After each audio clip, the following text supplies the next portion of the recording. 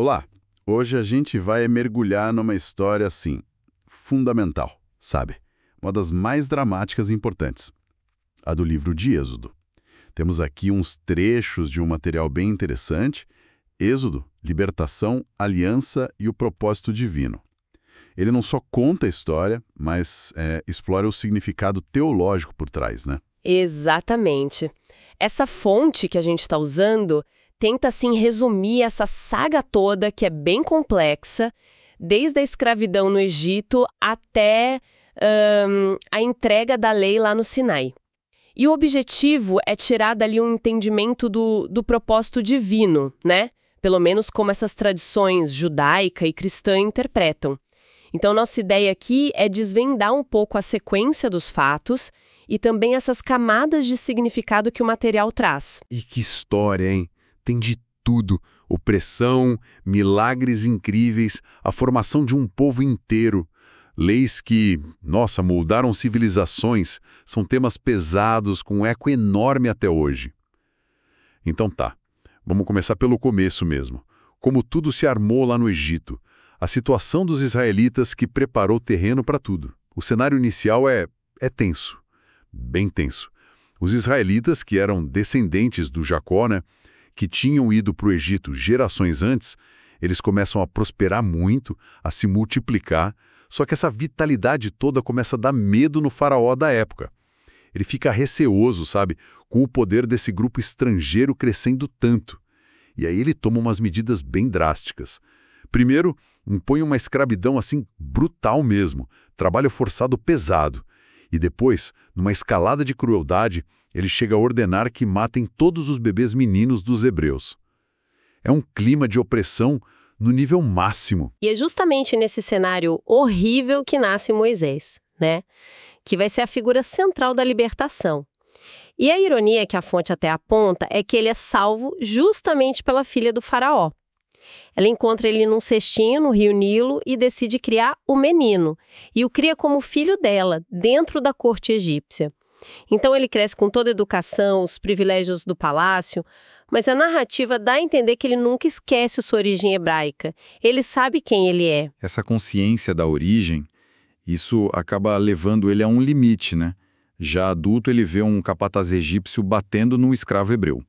E aí, num impulso, acho que de raiva, de justiça, sei lá, ele mata o egípcio.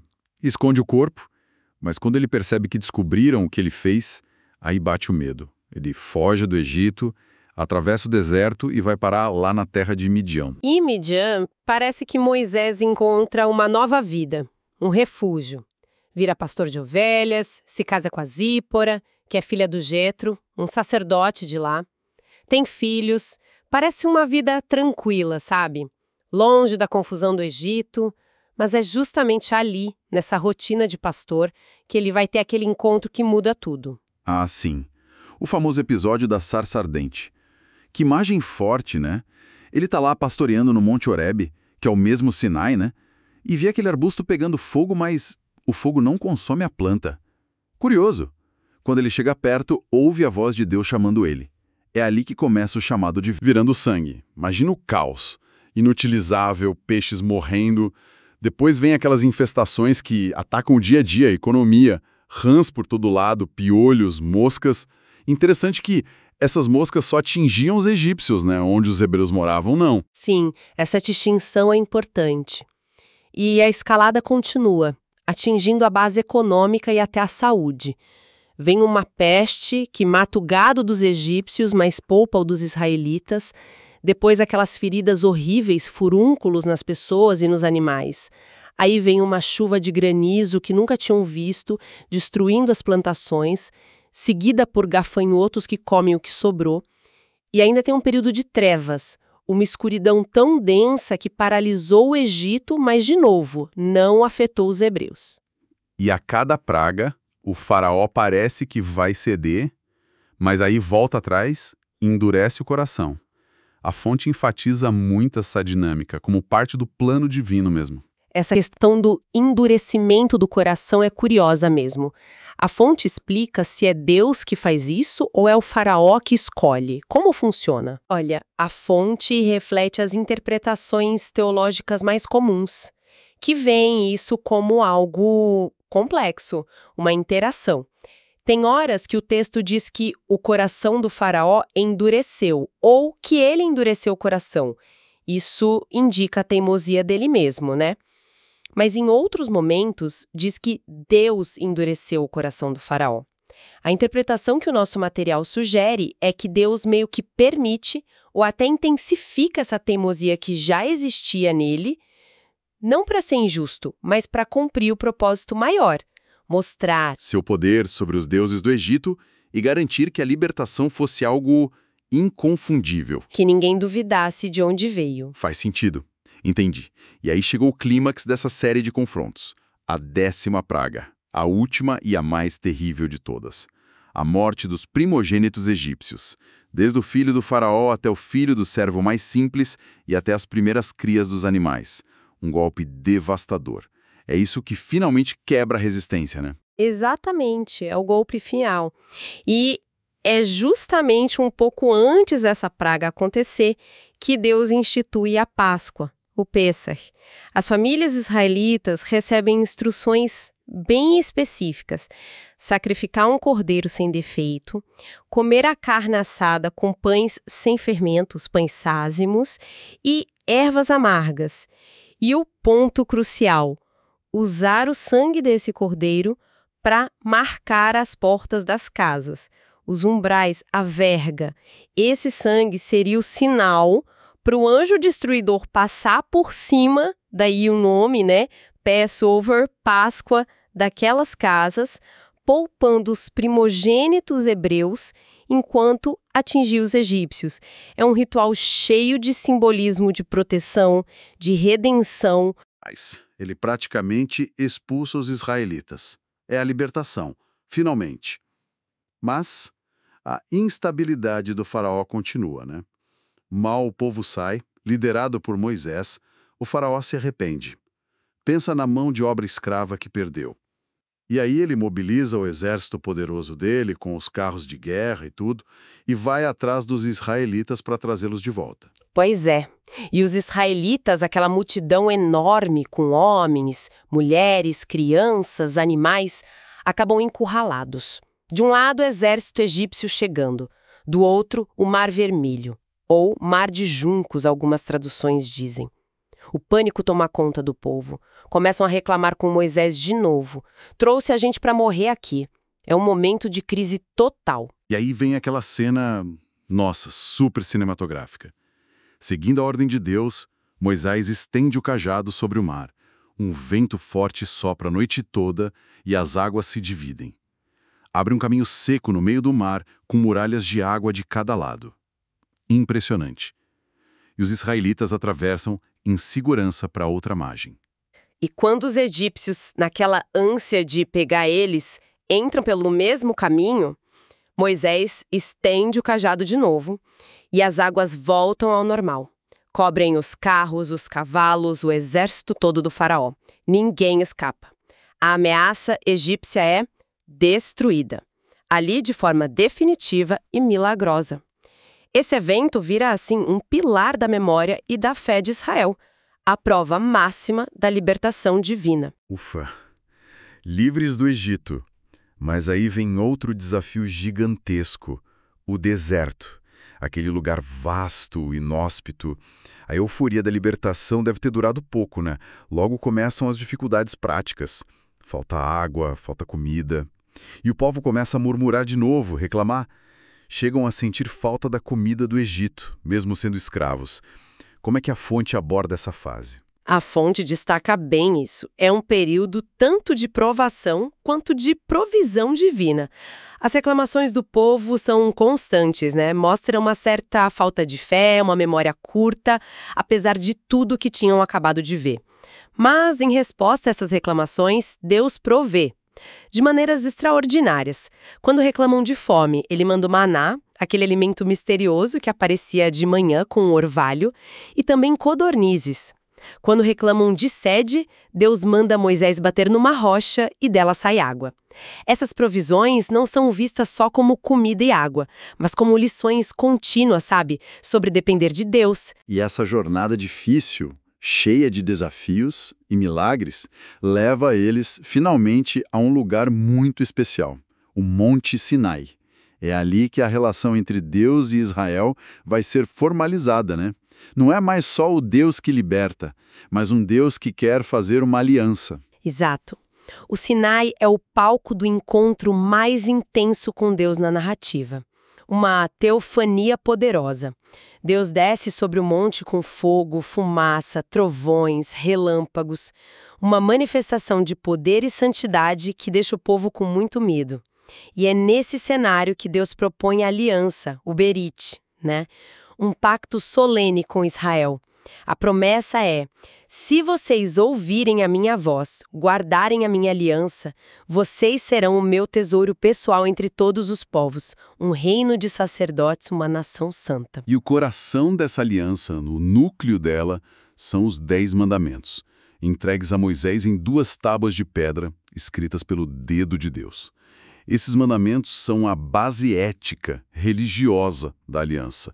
Cobrem tanto a relação com Deus, não ter outros deuses, não fazer imagens, não usar o nome em vão, guardar o sábado, quanto a relação com o próximo, né? Honrar pai e mãe, não matar, não adulterar, não roubar, não dar falso testemunho, não cobiçar, é a base de tudo. E além dos 10 mandamentos, Deus dá a Moisés um monte de outras leis, ordenanças. É o chamado Código da Aliança, que detalha como aplicar esses princípios na vida da comunidade, na vida civil, religiosa. E também, muito importante, Deus dá instruções super detalhadas para construir o tabernáculo. Aquela tenda santuário móvel, sabe? Feita com materiais preciosos.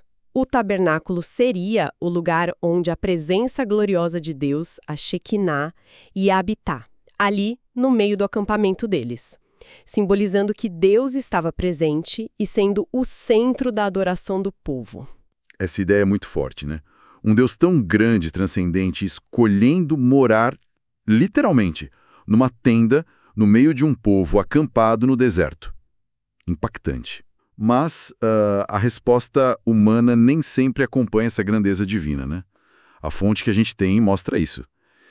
Tem aquele episódio crítico que acontece justamente enquanto Moisés está lá no monte. Sim, o contraste é gritante. Enquanto Moisés está lá no alto do Sinai, recebendo as leis, os planos para o tabernáculo, numa comunhão profunda com Deus, e isso dura 40 dias, o povo aqui embaixo se impacienta, ficam sem a liderança visível do Moisés, talvez sentindo falta de um Deus mais palpável, né? Como os que eles viam no Egito. Aí eles pressionam Arão. E o Arão cede, mesmo sendo irmão de Moisés, o porta-voz. Ele cede, pede as joias de ouro do povo, derrete tudo e faz a imagem de um bezerro de ouro e ainda proclama: "Este é o seu Deus, ó Israel, que tirou você da terra do Egito." Oferecem sacrifícios, fazem festa para o ídolo. É uma quebra direta, na cara, do primeiro e segundo mandamentos. Quebram a aliança que mal tinha sido proposta. Nossa, e qual a consequência disso? Deus descobre, claro. E na sua ira, ele ameaça destruir o povo todo e começar uma nova nação só com Moisés. Mas aí Moisés intercede. Ele argumenta com Deus, lembra das promessas feitas aos patriarcas Abraão, Isaque, Jacó e até apela para a reputação de Deus entre as outras nações. E a intercessão dele funciona. Deus se arrepende, desiste de destruir o povo, mas quando Moisés desce e vê a cena do bezerro com os próprios olhos, aí a ira dele explode. Ele quebra as tábuas da lei ali mesmo, aos pés do monte, um gesto simbólico forte mostrando que o povo tinha quebrado a aliança, e depois vem um julgamento bem duro contra os líderes da idolatria. Mas então a aliança acabou ali? Foi rompida para sempre? Não permanentemente. Depois do julgamento, e parece que parte do povo se arrependeu, Moisés intercede de novo, ele pede para Deus não abandonar o povo, para continuar presente com eles na jornada, e Deus concorda. Num ato de misericórdia, de fidelidade à promessa dele, ele renova a aliança, reescreve os 10 mandamentos em novas tábuas de pedra. O livro de Êxodo, curiosamente, não termina com eles chegando na Terra Prometida, sabe? Termina com a construção do tabernáculo sendo concluída. Tudo conforme as instruções divinas. E como é o final dessa construção? Tem algum sinal, algo especial? Tem sim, um sinal muito poderoso da aprovação e da presença de Deus. Quando o tabernáculo finalmente fica pronto, é consagrado. Aquela nuvem que guiava eles pelo deserto, sabe? Que representava a glória de Deus, essa nuvem desce e enche o santuário, de uma forma tão intensa que nem Moisés conseguia entrar. Isso simboliza que, apesar de toda a falha humana, Deus estava sim estabelecendo a sua morada no meio deles, cumprindo a parte dele na aliança e pronto para continuar guiando o povo. Uf, que trajetória. Cobrimos aqui a escravidão, a libertação espetacular, a jornada no deserto, a aliança no Sinai, a lei, a rebelião feia com o bezerro, a renovação, muita coisa. Agora, com essa base da história bem fresca na mente, a gente pode ir para outra parte do nosso material, que é justamente a análise do propósito divino por trás disso tudo. A fonte que a gente está usando resume isso em alguns pontos principais, né? Sim. Baseado nessa interpretação teológica que os trechos apresentam, dá para a gente identificar uns 4 propósitos principais que estão interligados, que Deus estaria buscando com esses eventos todos e com a aliança. O primeiro seria glorificar a Deus e viver em relacionamento. Glorificar a Deus. Tá. Além dos milagres óbvios, como as pragas, a abertura do mar, como mais isso aparece no Êxodo? Na sua justiça contra a opressão egípcia, na sua fidelidade às promessas feitas lá atrás para os patriarcas, na sua paciência e misericórdia, mesmo com o povo sendo rebelde o tempo todo. O objetivo final, segundo essa visão, seria que a humanidade, que foi criada à imagem de Deus, refletisse essa glória. Como? Vivendo num relacionamento correto, íntimo com Ele, um relacionamento que, para essa teologia, foi quebrado lá atrás pelo pecado e que Deus está ativamente buscando restaurar. A aliança do Sinai seria um passo-chave nessa restauração. Entendi. E o segundo ponto, que é cumprir os princípios divinos, se conecta direto com isso, imagino eu. As leis não são só regras para cumprir e pronto, então. Exatamente. Pela perspectiva da fonte, os mandamentos, as leis dadas no Sinai, não são um fim em si, nem um peso, uma regra arbitrária. Elas são, a estrutura para viver esse relacionamento que foi restaurado. Funcionam como um guia para moldar o caráter do povo, para que eles se parecessem mais com o Deus Santo, com quem eles fizeram a aliança. Princípios como justiça, misericórdia, amar a Deus acima de tudo, amar o próximo, isso é o coração da lei. E o próprio tabernáculo, com os rituais, o foco na santidade, também serve para isso. Ensinar como se aproximar desse Deus Santo e como viver uma vida separada para Ele. Isso faz pensar na aplicação prática. A fonte dá exemplos de como esses princípios deviam aparecer no dia a dia de Israel. Sim, sim. O Código da Aliança, que está lá em Êxodo 21 a 23, por exemplo, traz leis bem específicas sobre como tratar escravos de um jeito mais humano que os vizinhos deles, aliás, leis sobre restituir danos, sobre ser justo nos tribunais, sem favorecer nem rico nem pobre, sobre cuidar dos estrangeiros, dos órfãos, das viúvas, até sobre dar descanso para a terra. São tentativas de traduzir aqueles grandes princípios, amor, justiça, santidade, em regras concretas para a vida social, econômica, mostrando que a fé tinha que permear tudo, sabe? Ok. O terceiro propósito que a fonte aponta é salvação e redenção. Isso parece bem claro da libertação do Egito, né? Mas a fonte vai mais fundo. Vai sim. A libertação física da escravidão no Egito é, claro, o ato de salvação mais óbvio ali no Êxodo. E vira meio que um modelo de salvação para toda a Bíblia. Mas a fonte, refletindo uma leitura teológica mais ampla, principalmente a cristã, vê essa libertação também como um símbolo de uma redenção maior. A libertação do pecado, da morte espiritual, daquilo que separa a humanidade de Deus. A Páscoa com o cordeiro sacrificado, o sangue que protege da morte, é muito interpretada como uma prefiguração do sacrifício de Cristo, que é visto como o Cordeiro de Deus que tira o pecado do mundo e oferece a reconciliação final. O propósito divino nessa visão é sempre prover um caminho para superar essa separação causada pelo pecado. Entendi a conexão. E o quarto ponto: coexistência e mordomia. Como isso entra na história do Êxodo? Esse ponto, ele puxa lá de Gênesis, da criação, daquela responsabilidade que a humanidade recebeu de cuidar do mundo que Deus criou. A fonte interpreta aquele domínio não como explorar tudo sem limite, mas como administrar com responsabilidade, sabe? Refletindo o jeito cuidadoso do próprio Criador. No contexto do Êxodo e das leis do Sinai, isso aparece nas regras sobre como tratar o próximo, incluindo o estrangeiro, que é bem enfatizado, na busca por justiça social, até nas leis sobre a terra que prevêem descanso para ela. A ideia é que viver segundo os princípios de Deus envolve não só a relação com Ele, a vertical, mas também as relações horizontais, com as outras pessoas e com a própria criação.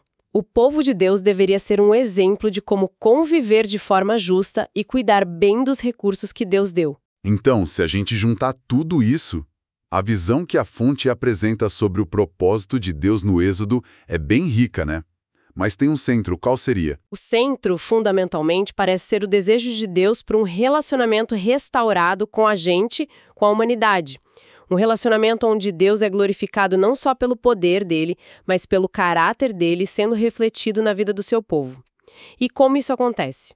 Através da obediência aos princípios que moldam o caráter, justiça, amor, santidade, através da aceitação da salvação, da redenção que ele oferece e na prática de uma vida em comunidade que seja justa e que cuide da criação. A Aliança do Sinai é a estrutura formal para isso tudo.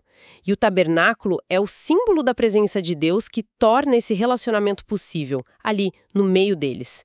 Então, recapitulando um pouco nossa conversa baseada nesses trechos, a gente percorreu essa jornada incrível de Israel, desde a opressão lá no Egito, passando pela libertação milagrosa no Mar Vermelho, até a travessia cheia de desafios no deserto. Vimos como a aliança foi estabelecida no Monte Sinai, com a entrega dos 10 mandamentos, das leis e a construção do tabernáculo para ser a morada de Deus. Um processo que foi marcado tanto pela revelação de Deus quanto pela fragilidade humana, né? Pela rebeldia, como naquele episódio terrível do bezerro de ouro. E, por fim, a gente explorou a interpretação teológica que a fonte traz sobre os porquês de Deus em tudo isso, os propósitos. Glorificar a Ele através de um relacionamento restaurado, guiar o povo com seus princípios, oferecer salvação e redenção e promover uma coexistência justa e o cuidado com a criação. Uma exploração e tanto. Fomos do drama da história às ideias teológicas mais profundas. E para a gente fechar, fica aqui uma provocação, pensando em tudo que a gente conversou a partir do material. A história do Êxodo, como ela é apresentada aqui, é marcada o tempo todo por uma tensão. De um lado, a iniciativa, a fidelidade de Deus que a gente vê nos milagres, na provisão, na oferta da aliança. E do outro lado, essa inclinação humana que volta e meia aparece. A dúvida, o esquecimento rápido, a rebeldia, mesmo depois de ver coisas extraordinárias. O que será que essa dinâmica, essa tensão constante que está lá na base dessa relação de aliança, o que ela sugere sobre a natureza da fé, sobre a liberdade humana, sobre o próprio relacionamento entre nós e o divino, tanto naquela época quanto talvez nos ecos que essa história ainda tem hoje? Fica aí a reflexão para quem nos ouve.